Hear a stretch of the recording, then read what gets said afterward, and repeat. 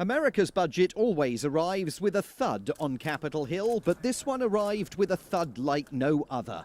The blueprint prepared by the White House defines what top Trump aide Stephen Bannon has called the deconstruction of the administrative state. That means stripping government departments like the Environmental Protection Agency of 1/3 of its budget. Adjusted for inflation, its funding would be at its lowest level for 40 years, a reflection of the Trump administration's determination to deregulate industry and be skeptical over climate change.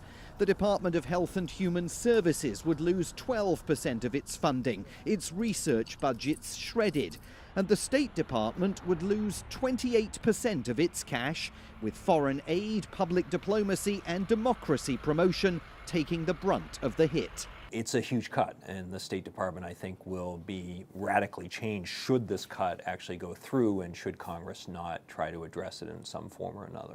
David Kramer was the Assistant Secretary of State in charge of those programs under the last Republican administration led by President George W. Bush. And so if we pull out of the activity and work of trying to advance the cause of freedom and human rights, rule of law, democracy, transparency, I do think that we're going to have a more unstable world around us. But thinking at the State Department has changed, with new Secretary of State Rex Tillerson on his trip to Asia telling reporters the old budget was unsustainable. Many Republican lawmakers, though, do not yet accept that view, and several on Capitol Hill described critical elements of the president's proposal as dead on arrival. The White House is also under fire for the attack the budget wages against relatively small recipients of government grants that fund social, artistic and cultural programs in the US. Programs like Meals on Wheels run from this office just outside Washington, D.C. I fell and I had to have Meals on Wheels. The Meals on Wheels program delivers food to 2.5 million aging Americans and checks up on their welfare at the same time. But President Trump is proposing to reduce its funding. His budget director saying the program is not showing any results. Well, any cuts would be devastating. Ellie Hollander, the organization's president and CEO, disagrees.